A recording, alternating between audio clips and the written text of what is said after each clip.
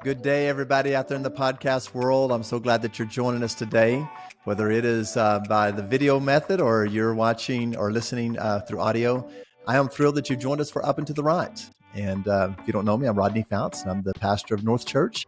And I am thrilled to have with me today the Jessi Crino. That's me. Hey, thank you so much for having me, Pastor. I'm super excited. Never thought I'd rise to the level of being podcast interview material, but I am so honored to be here. Well, you definitely are. Matter of fact, I woke up this morning, looked at my calendar. I'm like, this is going to be a great day. I'm going to sit down and talk to Jessi Crino.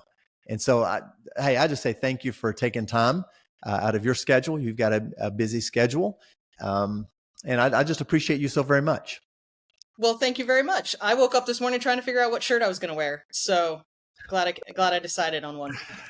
Yeah, I probably should put more thought into what I wear. But anyway, I just kind of grabbed the first thing that sounds good. I grabbed this thing today because this morning when I got up and was looking at it, was like 6:30 and it was raining outside and thundering. It seemed kind of a cold day, and I just grabbed this, and I wish I had not worn like a little sweater thing because it's turned out to be a little bit warmer than I thought. It's definitely that time of year. Although I knew I was going to be staying inside today, and I make sure to keep my house very cold. So I thought sweater will be perfect to go with it. So Jessi, I have just appreciated you for many years.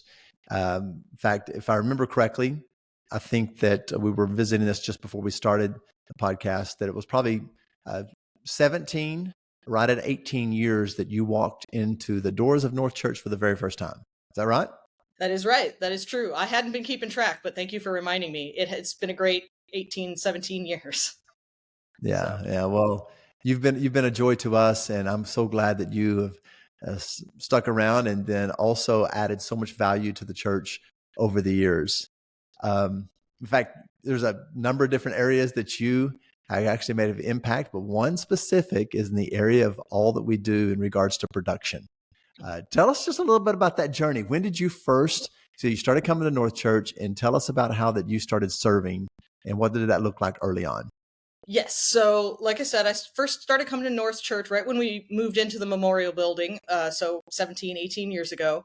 And at that point I had already graduated college and I had started my career in video production. I was working at, I had worked at Channel 5, but I was working at OETA at the time that I started at North Church. And when I walked in, one of the first things I saw, because it's always the first thing I see, is that there were a couple cameras in the back of the room on tripods. And I was like, oh, well, I mean, I know how to do that.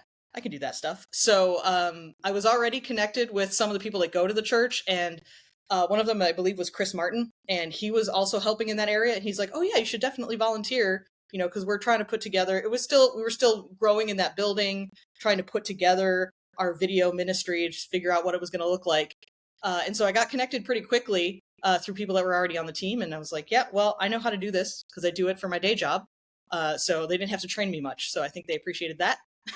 So I hopped in, started by just running a camera, because I think when I first started, there was only one camera. So there was no video switching need at that point. But then we added a second camera and we needed to have someone to push the button to go between the two cameras. And I thought, hey, that's what I do for my job. So I started doing that as well. And as you like to say, Pastor, that was back when you like to tell the story about our setup way back then, which was very interesting in that we had the control room, the video room, set up in a fire escape that was on the, well, that would be on the west side of the auditorium at the time. So that's what I did almost every week, I think, once we got started. One good thing about that, you had a climate-controlled environment in which you could do your job. No, I did not. Oh, you didn't? No. So yes, it was a literal stairwell with like an emergency escape stairwell. There was no heating or air conditioning. So whatever temperature it was outside was the temperature that it was in the little room where I was controlling the cameras for the experience. So, we just kind of made it work. I had a little fan for hot days and a little space heater for cold days and just kind of did my own climate control that way. And, I am so sorry for what we put you through for a long time. but I'm Yes. also so appreciative of your sacrifice and your efforts because I remember not really knowing you, but seeing you walk out. And if it's the middle of the summer, you got some sweat rolling down your forehead when you walk out.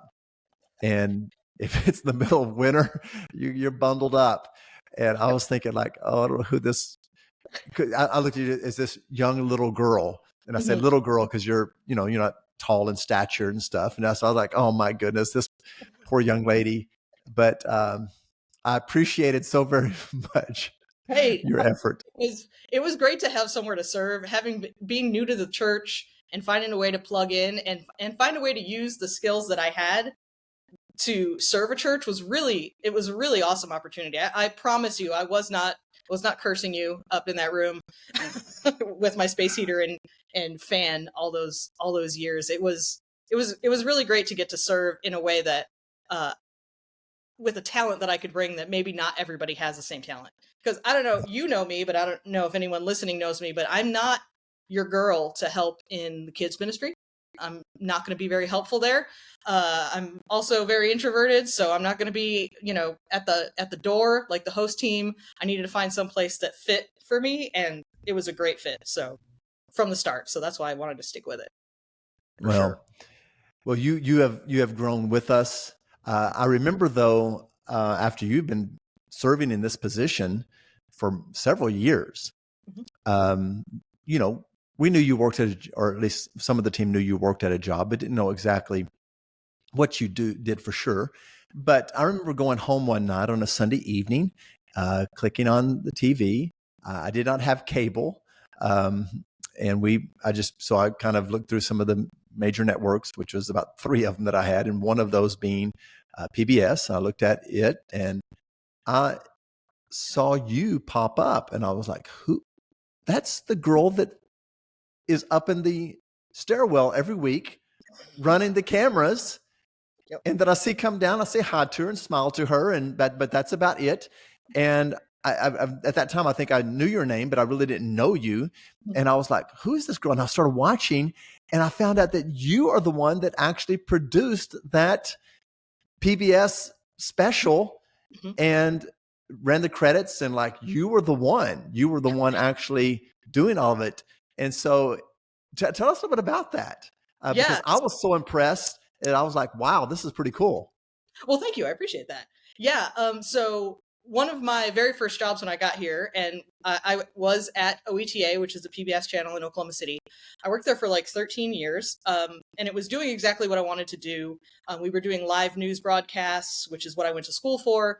And then we started getting into doing some more like remote kind of documentary kind of programming, and I got to help with those, doing the production and the editing.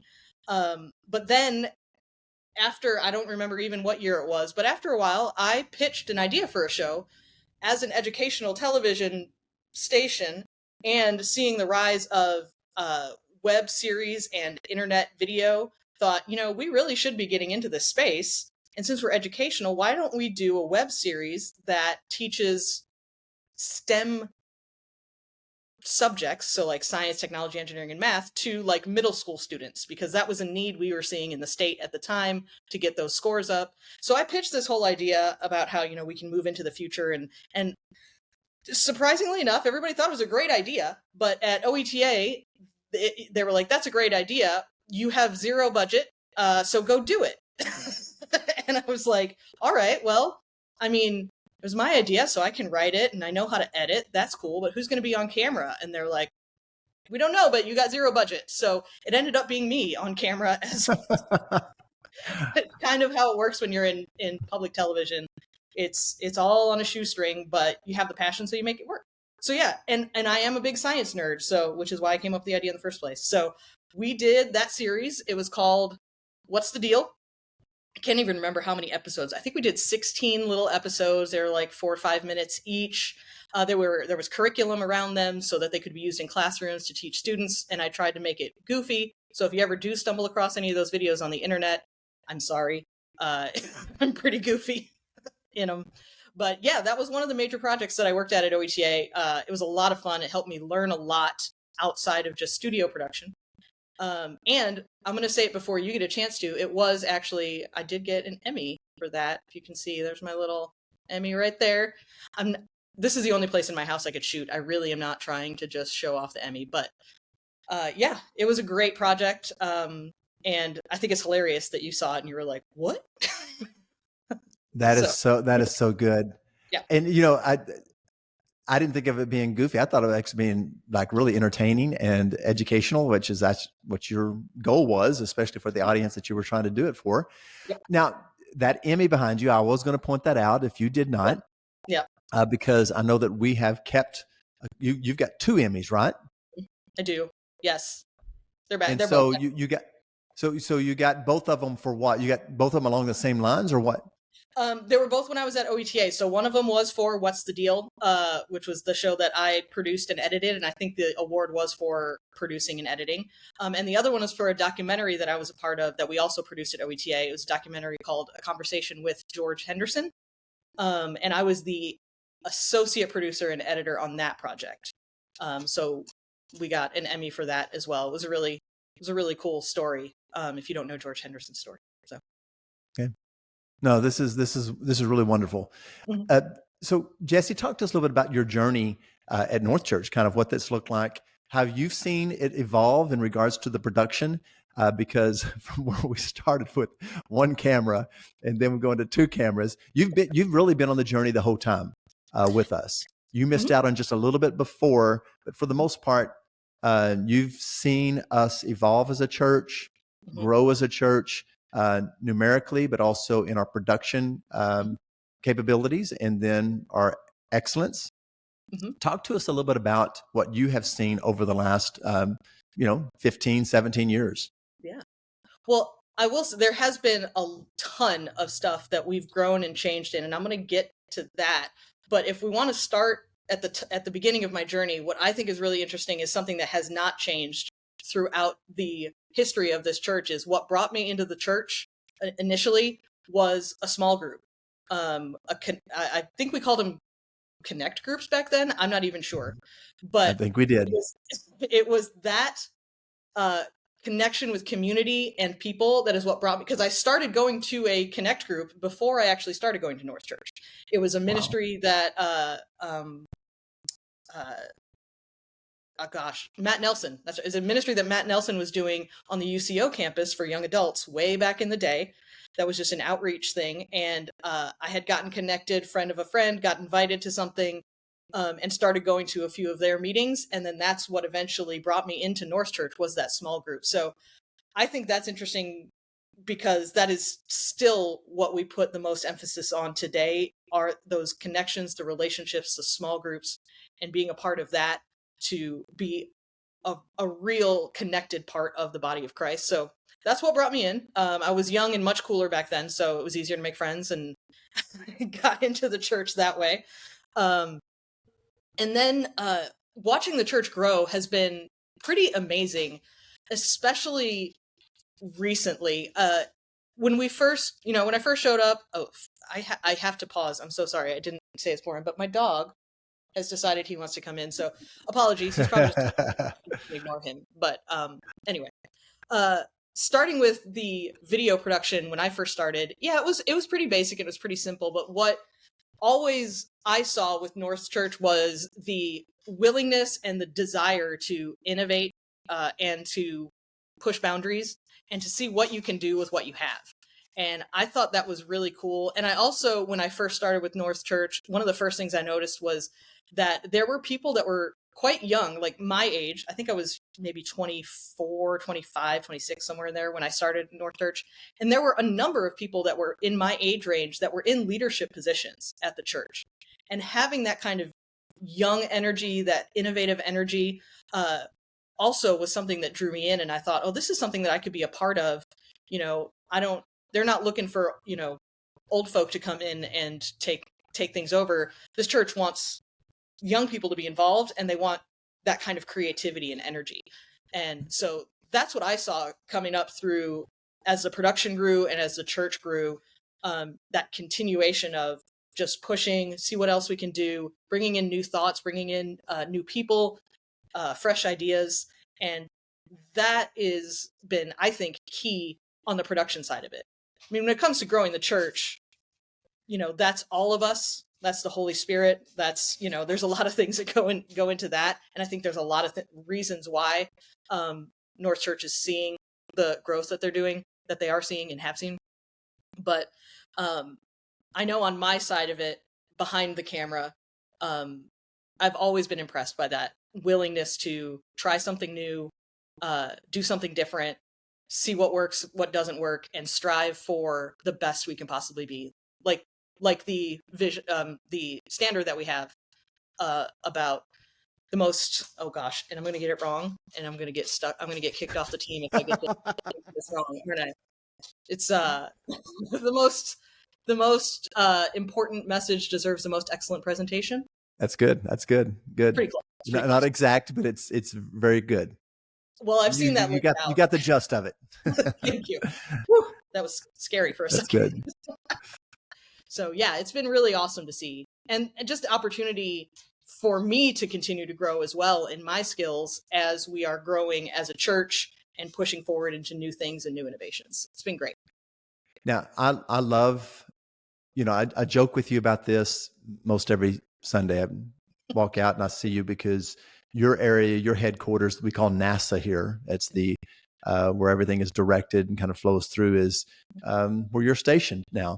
Mm-hmm. It's back behind several walls from the auditorium, but it's where we connect our different locations. It's where we do everything live stream through Facebook and through YouTube, and then also our online, platform through our website. And so, but you're like somebody leaving an orchestra up there, just giving out commands one after another, and that's just I'm impressive to me because. And I really like, and I tell you every week, I say, Jessi, I love you. And I mean that as far as just you in a real sense, I love you as a person, but there's some people you say you love because you have to love them because then there are people you really like, and I really like you. Great. And I'll always have. But I love watching you do your job up there. And tell us a little bit about what you do on the weekend to help, get out this message to our locations and to people who are live streaming and actually in the room too. The camera cuts and stuff, that's all you're behind that, or somebody that you have trained when you're not on, because you're on basically 3, sometimes 4 Sundays a month, but you're usually taking one weekend off. Is that right? Mm-hmm. Yes. Okay, that's so tell us a little bit about what you're doing up there. Yeah, it is a lot of sometimes it feels more like herding cats than orchestrating, but there is a lot going on. So like you said, what I'm controlling up there is the visuals that everybody sees in the auditorium, and which is also the visuals that you would see if you were watching online. So we in the auditorium have 7 cameras that we use for every experience. And then we also, we do things like lyrics, we play back videos, and other kind of graphic fun things from time to time. So what I'm doing up in that room is basically telling all of the camera operators what I need from them and when I need it, and then selecting which of those cameras is going to be up when, and through that, hopefully telling the story of what's happening in the experience. I hesitate to call it a television show because, we're worshiping, but visually that's basically what we're going for. We're creating a way for people to experience what's going on in that visual medium of, a 16:9 box. So in a nutshell, that's basically what we're doing, especially since COVID. We've really been focusing a lot on making sure that what we are doing in telling that story of the camera, different camera angles and videos and things like that, making sure that the people that are watching online are getting as similar of an experience as they can to what it would be like actually being in the room. We want to bring people into the experience, even though they may be sitting at home. We want to create that feeling like they're actually there as much as possible, because that's how we are trying to communicate the message and the gospel to those people. And if we can draw them in and make them feel like they're a part of something, then hopefully we can communicate that message more effectively. So that's kind of the goal. And then brass tacks of it, you've seen it, Pastor. Some of it is just me yelling at people in the most loving way because I need something and I need it now. When you're doing live production like that, if you need to have a shot of the singer, I need that shot right now. Love you all in Christ, but I need that shot right now. So there is a fair amount of that. But we have a great team, and it's awesome to see the team, picking up because we're coaching in game, we're teaching along the way, and seeing them pick that up and get a handle of what we're doing, and really just kind of make it hopefully more seamless every time they participate in an experience serving in that way. So, and we have, I'm really amazed. We have a ton of people who are behind the scenes making this work week after week. And it's not just the same group. There's a rotation of individuals that are stepping in. Now that requires a lot of training. And I know that you're a part of that. Talk to us a little bit about, let's say, a person that says, hey, I want to run a camera.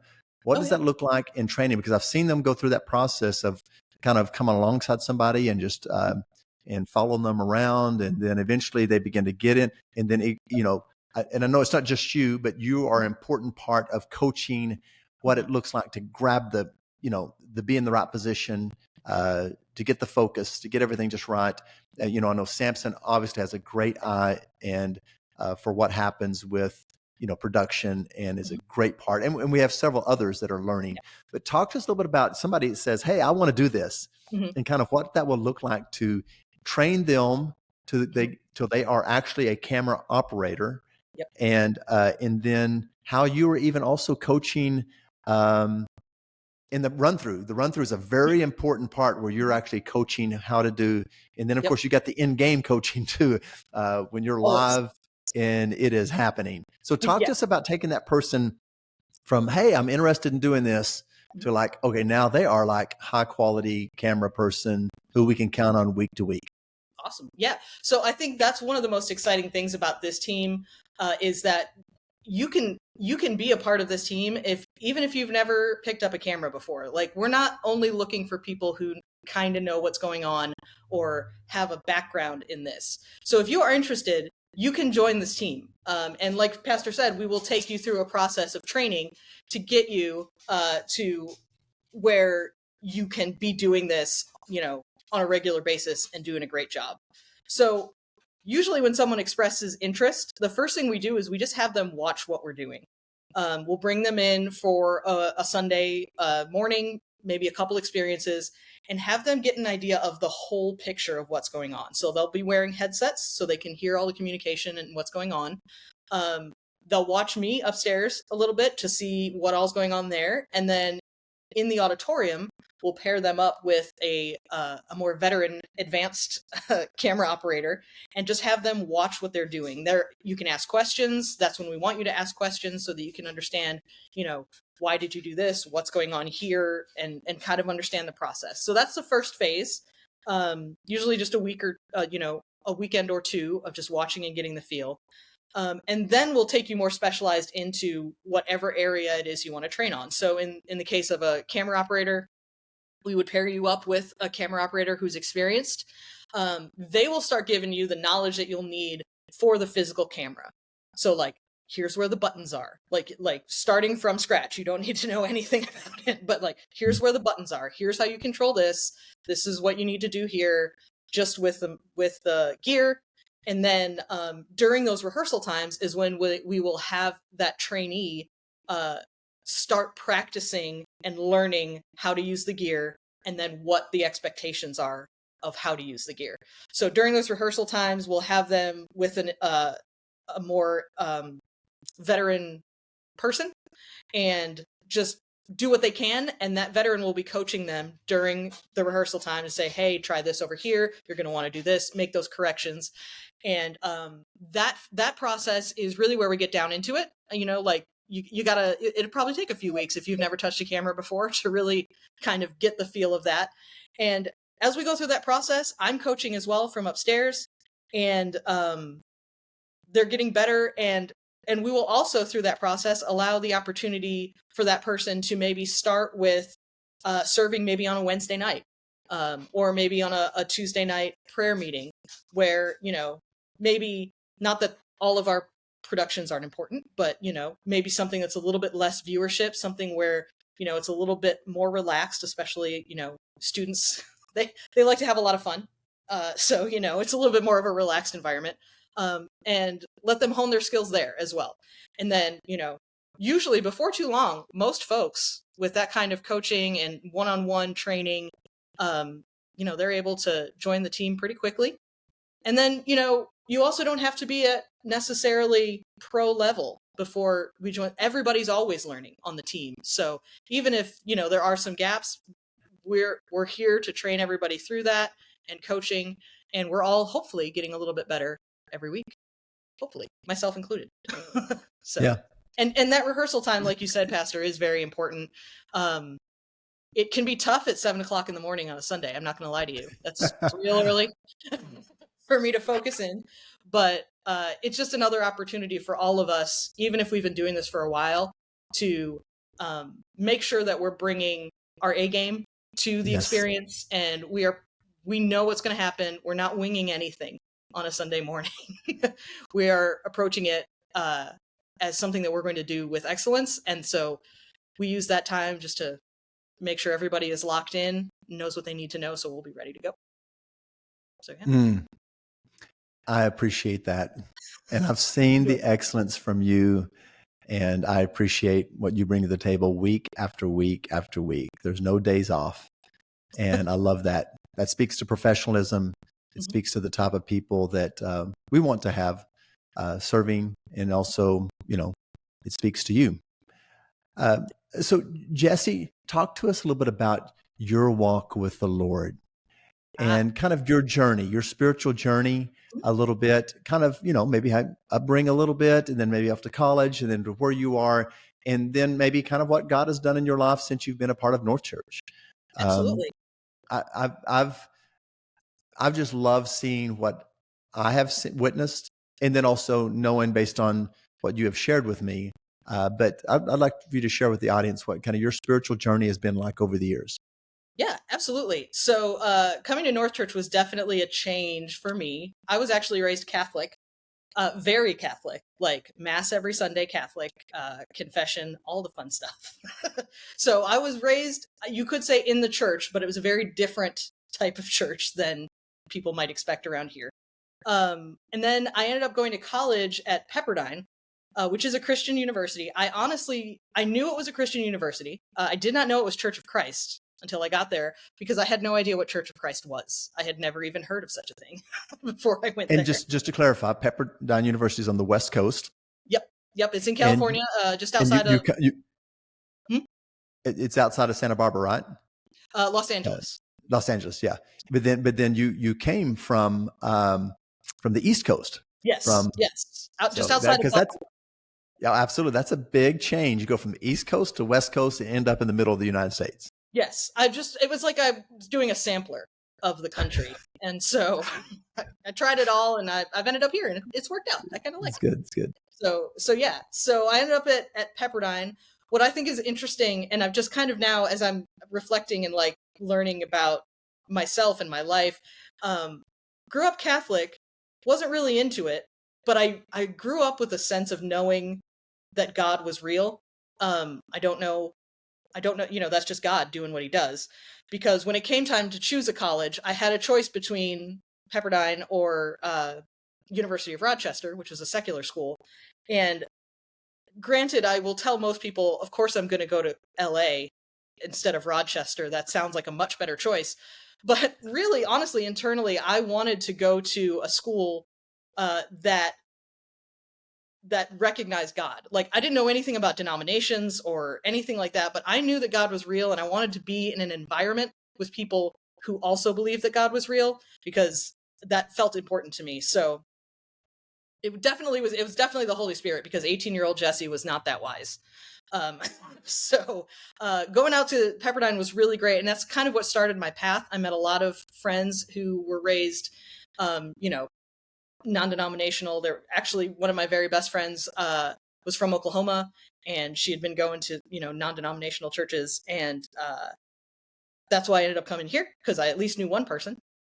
And then after I got here was really when my relationship with God really came together. It was actually a tough time when I first moved here. I had only known that one person, which was why I moved here. And then she ended up having to move away. So I ended up here in Oklahoma not knowing anybody. It was real lonely. I did have a job at least, but it was a really tough time. And that's when I really felt God come into my life in a real way. And he was like, you need to get into the Bible and you need to get into a church. And it was just kind of like a supernatural, like, okay, I'm not going to question that. And so that's really what I would count. That's my come to Jesus moment, as you say. So that's what got me into North Church. And since then, I've loved the way that I've been able to grow through North Church and really just learn the faith. Because honestly, at 24, 25 years old, when I first showed up at North Church, I didn't have any background in like a real personal relationship with Jesus and what that looks like. And, really studying the Bible, that wasn't a thing when you're Catholic. Like you just kind of heard it and you just moved on from there. So North Church has been a really great place for me to continue to start from scratch, really, and grow in my relationship with God. And I think it's finally starting to stick. It's taken me about 18 years, but I'm feeling at least a little bit more mature in my faith than when I started. So I think that's been a really great thing. And then being part of the North Women's Discipleship Program has been also really helpful. I've gotten plugged back into that, and it's just been really great to be able to grow one-on-one and have those relationships one-on-one with a mentor and a mentee and challenge each other to grow in the faith, which again is just one of the foundations of North Church. And I've just seen it work so many times, and I've seen it work for myself. So it's been really great. I think you had more to your question, but honestly, I've forgotten. No. You did a great job, Jessi. And you talk about how your journey. The great thing about faith and our spiritual life is that there's always somewhere to go. God's always taken us somewhere, and we never arrive. It's not just like a certain destination. You arrive like, I'm done. I prayed a sinner's prayer. I'm done. I have a spiritual gift now or something. Oh, I'm done. No, he's always taken us on a journey. I've mentioned this before, how that, physically our bodies reach a point and like, you're not going up into the ride anymore. Or even mentally, we can still grow and learn and stuff. But, there comes an age in our life that we mentally kind of reach a point. Maybe we just can't, our capacity to be able to retain more or whatever it is. But spiritually, I believe that we are designed to continually go up and to the right if we live our life surrendered to God. And, so I see that with you. I see you not just reaching a plateau. It's one thing that's impressive for me is that you're not just like, okay, I'm here, I'm done, I'm settled, I'm okay, I'm good, no more. No, just even the women's discipleship, I've noticed that recently, that you're continually moving up, and you have a lot to offer. I've seen that in regards to not just your talent that you're using for God's glory when it comes to production and those things, but you have something to offer somebody that is of spiritual value to, bring them closer to Jesus. And I appreciate that about you. Well, I appreciate that. And I feel like it's been a long time coming. We all walk a path towards hopefully maturity. And I feel like there's a big part of Jessi Crino that is like, maybe this is good. Maybe I don't need to do anymore. But I've been, God has been working on me, and I'm like, okay, I think it is time to start. We need to really start pushing that. And continuing to work through that growth, and then having the ability to recognize that maybe that there is something you can offer. I think a lot of people are discouraged from getting into the women's discipleship thing. I mean, I was one of them for a while. I was like, what can I don't have anything figured out. How am I supposed to disciple another person? But you really don't have to have everything figured out, first of all. And you probably have more figured out than you think you do.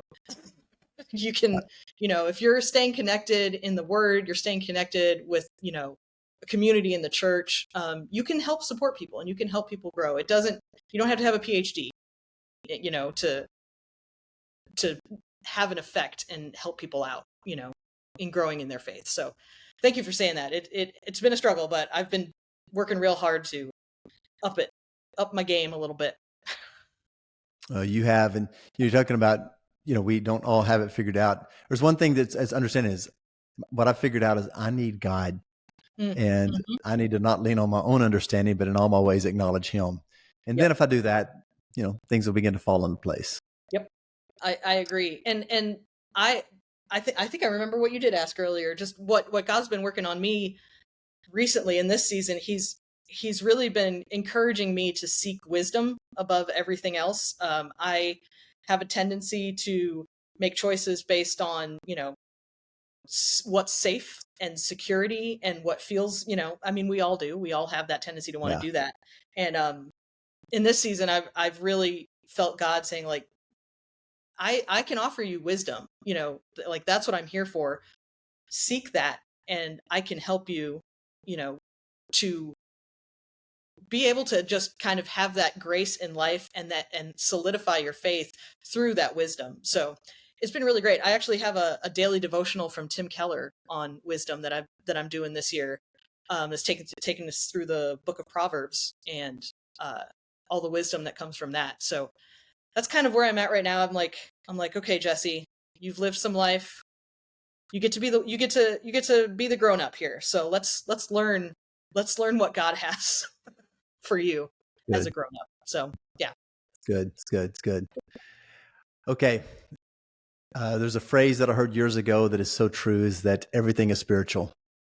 And so let's talk about some other areas of your life that maybe it's not looked at as spiritual, but I think is very much a part of what we're created to do. You love animals, correct? I love dogs. Yes. Dogs. Okay. Yes. Dogs. Okay. Sorry, cats. Sorry, cat people. Hey, I'm with you there. I should have been more, specific with that. But I think that most people out there understand when I say you love animals, like it's dogs, not cats. So I think that's fair to say. And there's a few people, God has to have somebody that's going to love cats. So I guess. It's true. Bless them. Bless their hearts. Yeah. So tell me, you kind of got into this adoption thing or not, foster care. Is it foster care? I was fostering dogs for a while. I think it's a really awesome thing. I honestly wish I could do more of it, but I'm only one person. But yeah, I grew up with dogs. I had a dog even when I first moved here to Oklahoma. My mom, when I first got my first apartment, my mom thought the thing that she should buy me for my first apartment was a puppy. So I'm like, cool, I don't have any money, but I got this puppy. So I've always had a dog. I love them. I think they're great. Big, little, all the sizes. When my first dog, though, passed, I spent some time trying to figure out what I wanted to do next. Like, do I want to get a new dog? But I'd always told myself I wanted my second dog to be a rescue because I just, I don't like shelters. It's just horrible. The poor puppies need a home. If they could all live at my house, that'd be great. I would totally do that. But instead of just going ahead and getting a rescue, I actually got connected with a foster rescue, basically. So they rescue dogs and they need people to foster them before they get adopted out to people who are looking to adopt a rescue dog. And what was funny was, like, when I first got connected, they had posted something on Facebook of this cute little fuzzy little adorable dog. And I was like, hey, yeah, I'm interested. I can help foster that dog. And as soon as they got back to me immediately, and they were like, hey, yeah, we don't have that one, but we've got this ginormous smelly one. Do you want that one? And I was like, well, I mean, if it'll be helpful, I guess. So I ended up with a... Gotcha. They got you. They got me. They did get me. It was like 100-pound Mastiff, ginormous dog named Elvis. But shockingly enough, I fostered him for, I think, like 3 months, and a family came along and was like, we love him. And I was like, awesome. You take him. That'll be great. That's good. And then after that, after we got Elvis out of here, they sent me another hard case, which was a dog named Gunner, who apparently he likes to, he was a little bit of a bully, I guess, with the other dogs. And so there was an issue there. And since I didn't have any other dogs or children in my home, they're like, it's perfect. You can take this one. And I was like, oh gosh, here we go again.